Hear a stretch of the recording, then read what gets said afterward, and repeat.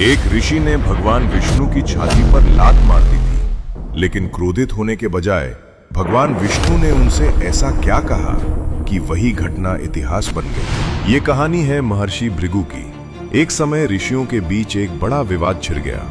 सवाल था, ब्रह्मा, विष्णु और महेश में सबसे श्रेष्ठ कौन है। इस प्रश्न का उत्तर खोजने के लिए महर्षि भृगु को त्रिदेवों की परीक्षा लेने भेजा गया। सबसे पहले वे ब्रह्मलोक पहुंचे। वहां भगवान ब्रह्मा विराजमान थे, लेकिन भृगु ने उन्हें प्रणाम तक नहीं किया। यह देखकर ब्रह्मा जी क्रोधित हो गए।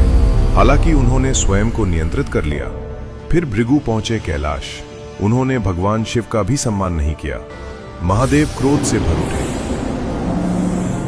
अब भृगु पहुंचे वैकुंठ, जहां भगवान विष्णु विश्राम कर रहे थे।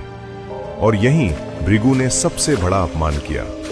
उन्होंने सीधे जाकर भगवान विष्णु की छाती पर लात मार दी। पूरे वैकुंठ में सन्नाटा छा गया। देवता स्तब्ध रह गए। सबको लगा अब प्रलय निश्चित है। लेकिन अगले ही पल भगवान विष्णु उठे और भृगु के चरण पकड़ लिए। उन्होंने कहा, ऋषिवर, मेरी कठोर वक्षस्थली से कहीं आपके कोमल चरणों को पीड़ा तो नहीं पहुंची? यदि मेरे कारण आपको कष्ट हुआ हो तो मुझे क्षमा कीजिए। आपके चरणों का स्पर्श पाकर मैं स्वयं को धन्य मानता हूं। भृगु स्तब्ध रह गए। जिस छाती का अपमान करने के लिए भृगु ऋषि ने उसे लात मारी थी, भगवान विष्णु ने उसी को अपना सौभाग्य मान लिया। कहते हैं, भृगु के चरण में अहंकार का एक तीसरा नेत्र था। भगवान विष्णु के स्पर्श से वह अहंकार नष्ट हो गया। उसी क्षण भृगु को सत्य का बोध हुआ।